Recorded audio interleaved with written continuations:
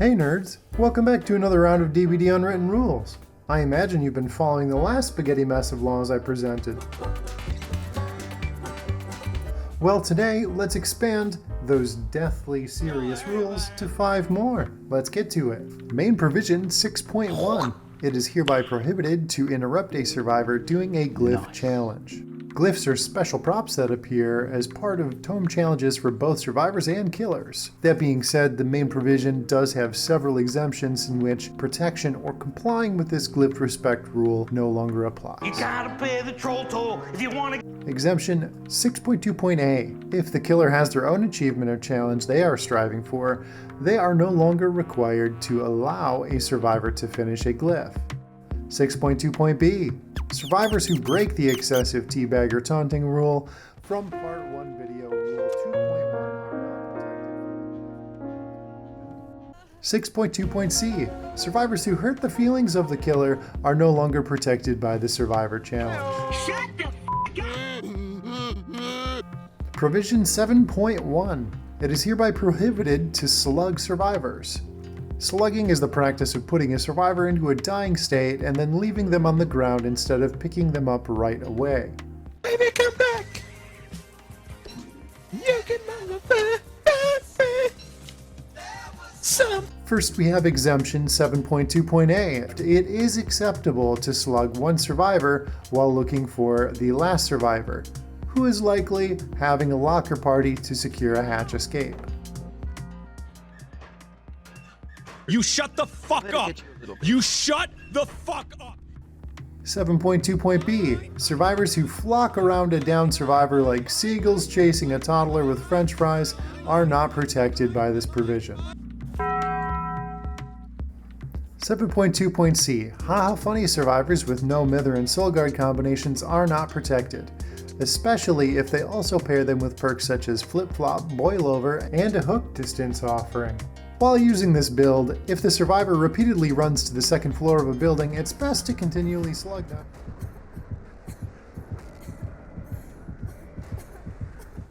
Ding. 7.2.d. If a spontaneous slug race is commencing, the anti-slug provision does not apply as this is an honored DBD tradition.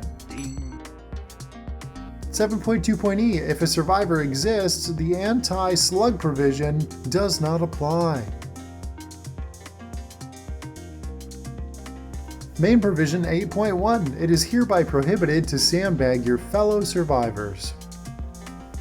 Sandbagging in DBD are things such as body blocking a teammate on purpose to give the killer an upper hand, or dropping a pallet in front of a survivor.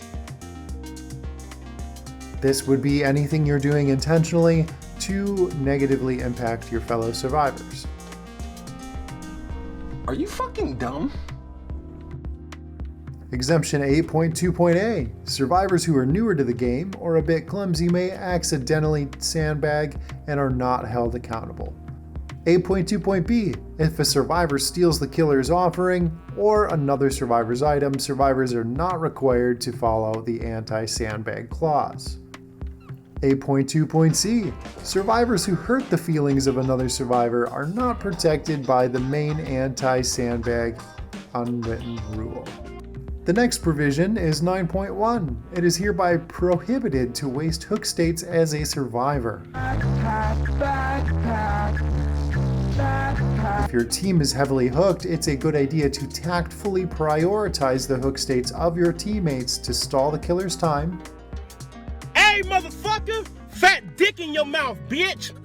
The first exemption is 9.2.a, generator prioritization. Hook state 1 and 2 each take 1 minute, while the survivor generator repair time is 90 seconds. There are times when you should prioritize a generator over a hook state. Whether you unhook in 5 or 55 seconds, the damage is already done. 9.2.b. Any sandbagging teammates are not protected by the anti-hook waste provision 8.1.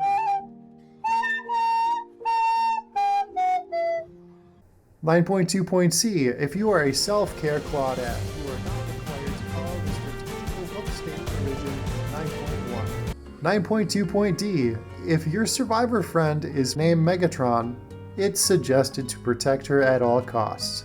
All other Megs don't need to be saved at all. 9.2.E. Finally, if you do waste your teammates' hook states, it's suggested to not be accountable for your own actions. The final unwritten rule of today's video is provision 10.1. It is hereby prohibited to bleed out survivors. This rule's sort of in line with the whole no slugging one.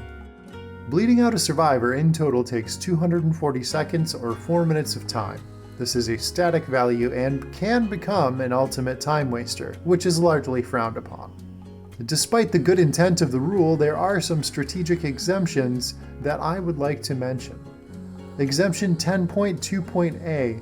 Any survivor following the No Mither Soul Guard haha funny build referenced in 7.2.C and intentionally downs themselves in a hook-free zone repeatedly are not protected by the anti-bleed out. In fact, it's encouraged. I'm not messing around. I have proven I can kick your ass. 10.2.B. Survivors who break the anti-slug exemption of 7.2.D by not following standard slug protocol may be carried to a corner and left to die. This includes cheating with false starts or refusing to assume the initial slug race position. 10.2.C. Sometimes you just want to sit back and really admire your own work.